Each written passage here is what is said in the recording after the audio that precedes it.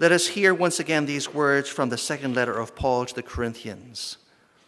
For it is God who said, "Let light shine out of the darkness," who has shone in our hearts to give light to the knowledge of the glory of God in the face of Jesus Christ.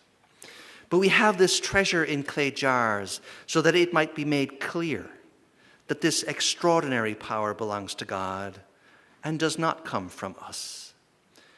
But we are afflicted in so many ways, but not crushed, perplexed, but not driven to despair, persecuted, but not forsaken, struck down, but not destroyed, always carrying in the body the death of Jesus, so that the life of Jesus may be made visible in our bodies.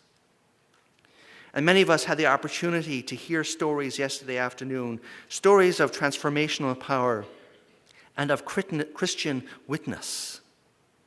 And these stories remind us of why we are gathered here, and indeed of why we come together as Christian people in each of our local settings every Sunday. To keep us in touch with the Spirit throughout this meeting, we have invited several of our storytellers to offer something of their wisdom and something of what they shared in those smaller meetings with us in this gathering. So I'd like to invite Cynthia Maybeck to come to the podium to give a brief cap of the story that she shared earlier on. Good morning. The pink square of paper was fluttering like a flag on my desk as I entered the office. You know, while you were out with a phone message scrawled upon it. But it was the name on that paper that made my heart drop through my stomach down to the floor. Malcolm Cook. I remembered him. Sitting in the fourth pew on the right with arms folded, icy cold stare of hatred during the entire length of my candidating sermon. He never did speak to me, but he was overheard in the parking lot to say, "No woman is going to be a minister in my church, especially not a gay one."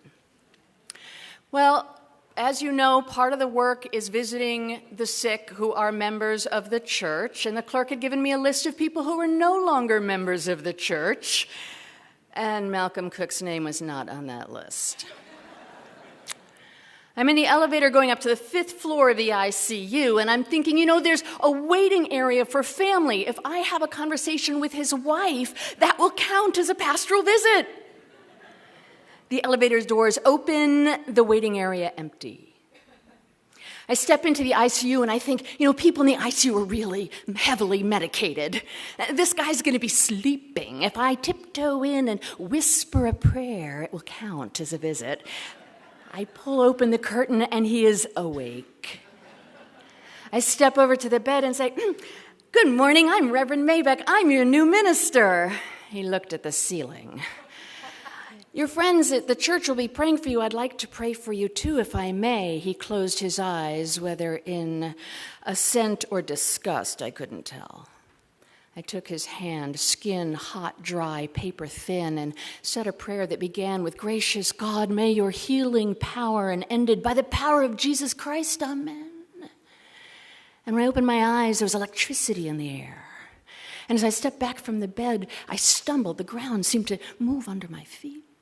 And it was only then that I noticed how much he was struggling against the beeping of the machines. He seemed to want to speak, and so I drew close, and he managed to get this one word out, and that word was wrong.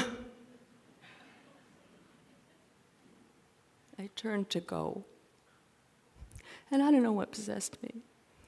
But as I pulled open that curtain, I stopped, and I looked back, and he was struggling even further. The machines were going nuts, and he was struggling. He was trying to speak, and he managed another 3 words. I was wrong. I went back to the bed, and I said, "Mr. Cook, it would be my privilege as your pastor to come back and visit you tomorrow. May I?" And he nodded, and I said, "God bless you, and God bless each and every one of you."